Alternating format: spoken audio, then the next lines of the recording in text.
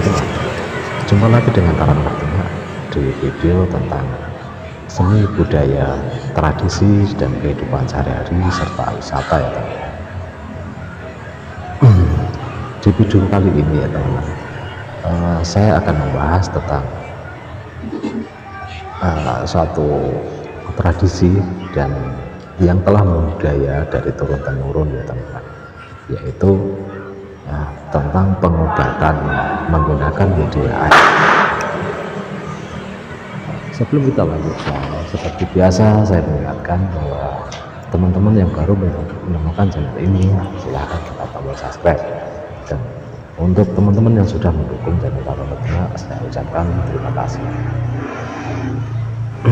Kita lanjutkan ke pembahasan video kali ini teman-teman.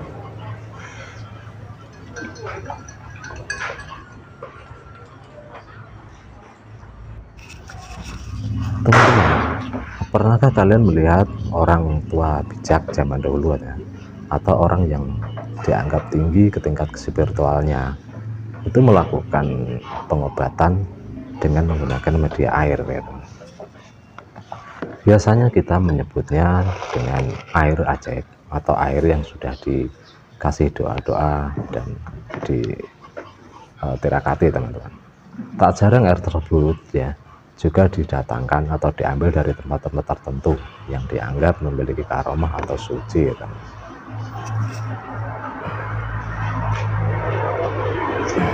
Teman-teman, satu pertanyaan, mengapa air kerap dianggap sebagai media penyembuhan menurut tradisi kuno ya teman-teman? Apa keistimewaan air sehingga ia bisa menyembuhkan ratusan macam penyakit ya? Kalau zaman dulu mungkin kita akan mengira bahwa yang paling berperan penyembuhan adalah si orang tua atau si orang pintar atau si orang yang gede seperti itu, karena memiliki tuah atau dianggap keramat atau memiliki kesaktian ya teman-teman, atau kemampuan penyembuhan akibat perilaku spiritual dan kedekatannya kepada Tuhan. Tetapi di masa kini ya, kita akhirnya bisa mengetahui secara ilmiah mengapa air bisa sangat berpengaruh dalam penyembuhan. Dan di konten kali ini kita akan membahas rahasia ilmiah di balik air ajaib yang dapat menyembuhkan segala macam penyakit teman-teman. Teman-teman, dimulai dari abad 21 ini kita memang mengalami transisi perubahan peradaban ya. Kebangkitan spiritual banyak terjadi di mana-mana dan mengiringi dengan bangkitnya kembali metode pengobatan kuno ala timur. Pengobatan kuno ala timur ini bersifat holistik ya teman-teman, atau menyeluruh. Berbeda dengan pengobatan modern ala barat yang hanya berfokus kepada penyembuhan dan pereda rasa sakit saja. Dalam penyembuhan holistik ala timur, penyembuhan suatu penyakit tidak berfokus kepada penyembuhan fisik belaka, tetapi semua yang ada di dalam diri manusia, yakni pikiran, jiwa, dan tubuh. Dalam pengobatan holistik ala kuno timur ya, manusia adalah satu sistem energi yang terdiri dari kesadaran, satu pikiran, dua jiwa, dan tiga tubuh. Pikiran, jiwa, dan tubuh itu adalah kendaraan kesadaran untuk hidup di dunia ini.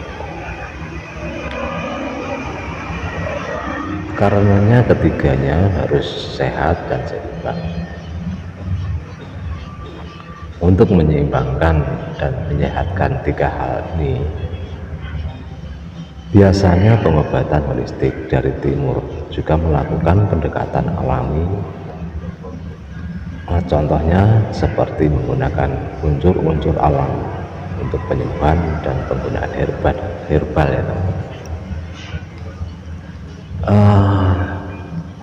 dengan cara meditasi, yoga, atau penggunaan teknik-teknik kuno tertentu lainnya, bisa untuk memulihkan kesehatan tubuh seperti Qigong, akupuntur, atau BKM. Di zaman kuno dulu belum ditemukan obat-obatan kimia seperti zaman sekarang. Namun mengapa di zaman dulu orang-orang timur cenderung sehat ya? Padahal mereka hanya menggunakan pengobatan alami saja. Dan kenapa di zaman dulu tidak ada penyakit yang beragam seperti sekarang ini? Jawabannya adalah salah satu karena pengobatan timur kuno ini bersifat holistik dan menyeluruh, penyembuhan secara totalitas ya, dan bertujuan untuk menyehatkan semua aspek di dalam diri manusia itu sendiri. Tak hanya menyehatkan dan menyembuhkan, tapi juga mencegah datangnya penyakit baru itu. Dalam pengobatan timur diyakini bahwa sakit dalam tubuh atau fisik ya, juga bisa disebabkan karena sakit pada segi mental atau kejiwaan ya. Sakit di tubuh fisik juga bisa dipengaruhi dengan jatuhnya kesehatan mental dan jiwa seseorang. Karena itu kesehatan mental dan pengobatan jiwa sangat diperhatikan dalam pengobatan holistik ya, agar kita bisa mendapatkan penyembuhan secara totalitas. Metode pengobatan kuno sendiri dulu lahir dari orang-orang yang memiliki kesadaran yang cukup tinggi ya, teman. Memang biasanya banyak yang menjadi penyembuh ya, teman. Dan tak sedikit dari mereka yang akhirnya melahirkan metode-metode pengobatan holistik, yaitu pengobatan secara totalitas yang cenderung lebih aman dan minim efek samping. Tidak seperti pengobatan darat yang memiliki resiko efek samping yang uniknya. Ketika manusia mengalami peningkatan kesadaran, biasanya tubuh manusia itu akan dengan sendirinya meminta untuk menggunakan unsur-unsur alami dan cara-cara alamiah sebagai pengobatan dan gaya hidup. Manusia dan alam semesta sebenarnya adalah satu kesatuan yang tidak bisa dipisah-pisahkan, yang terhubung secara energi dan kesadaran penuh itu. Dalam fisika kuantum, jika semua atom pembentuk sel manusia dihilangkan, sebenarnya manusia tinggallah energi kesadaran saja.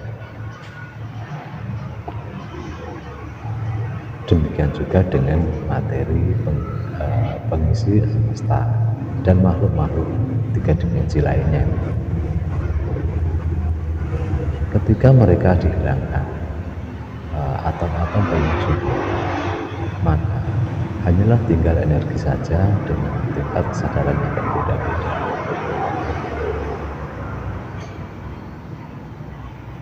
Namun secara energi semua saling berkaitan meskipun dalam kekosongan sekalipun.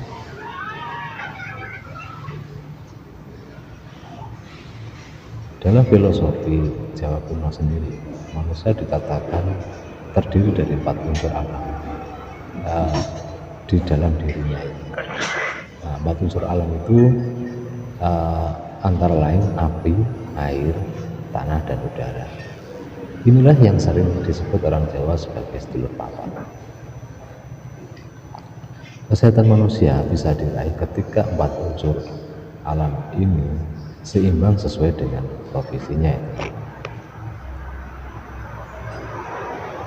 Karena itu biasanya ketika ada salah satu unsur lain alam yang kurang dari dalam diri, maka tubuh dengan sendirinya meminta untuk disuplai oleh unsur alam tersebut.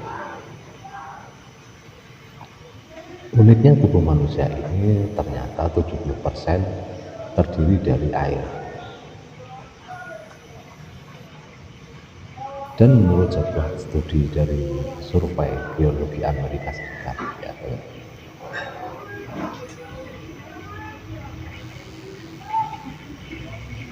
ternyata 70% dari bumi kita ini juga terdiri dari air, sama dengan manusia yang 70%-nya terdiri dari air. Karena itulah air memiliki peran penting bagi diri kita dan kesehatan. Tidak hanya berfungsi sebagai suplai cairan di dalam tubuh ya teman-teman, tapi air juga berperan dalam menyehatkan dan menyembuhkan manusia dari ratusan macam penyakit. Ketika kita sakit, dokter kerap menyarankan untuk memperbanyak minum air putih. Kita minum air putih sebanyak 2 atau 3 liter per hari, setara dengan 2-3 kilo air. Ini jauh lebih banyak dibandingkan dengan berat porsi makan kita ya teman-teman, yang kalau ditimbang hanya sekitar setengah hingga 2 kilogram per hari ya, hampir separuhnya.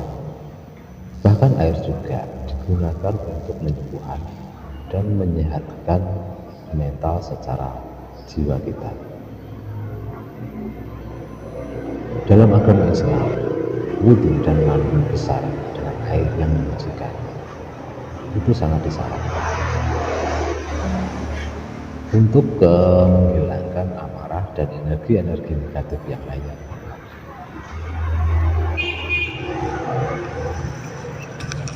Dalam tradisi Hindu ya, malukat di air yang mengalir dan jernih juga sangat disarankan ya teman-teman, untuk bisa melunturkan semua emosi dan energi negatif yang ada di dalam tubuh,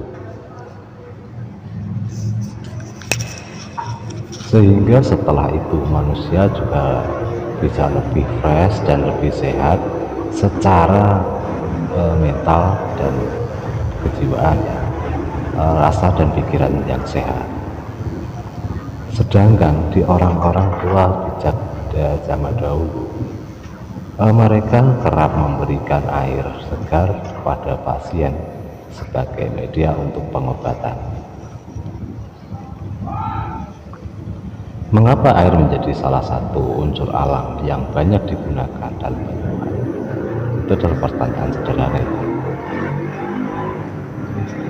Bahkan ada air tertentu di dunia ini yang dianggap telah memiliki keajaiban atau karomah tersendiri ya, secara alami. Contohnya seperti air Zam-Zam, itu dipercaya memiliki karomah dan mukjizat ya teman-teman. Apa perbedaannya air-air yang dianggap keramat itu secara umum yang sering kita temui dengan air yang biasanya teman-teman, atau air mineral yang biasa kita konsumsi? Para ilmuwan yang meyakini radikal bebas berperan pada hampir semua jenis penyakit ya teman-teman. Dari kanker, serangan jantung, kerusakan retina, kerusakan hati, disfungsi seksualitas dan lain-lain, dan beragam gangguan pernafasan, bahkan trauma dan penuaan sekalipun disebabkan oleh radikal bebas. Radikal bebas itu sendiri bisa terjadi karena adanya proses oksidasi dalam tubuh, di mana oksidasi ini adalah reaksi molekul yang mengalami peningkatan bilangan oksidasinya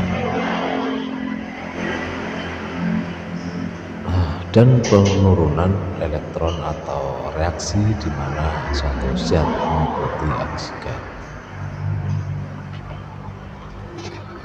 Dan proses oksidasi ini sebenarnya kita alami setiap hari ya teman-teman. Untuk lebih lanjutnya video ini bisa teman-teman ikuti di channel Tarang Teman yang akan datang. Sampai di sini dulu apa yang bisa saya sampaikan, semoga bermanfaat. Wassalamualaikum warahmatullahi wabarakatuh.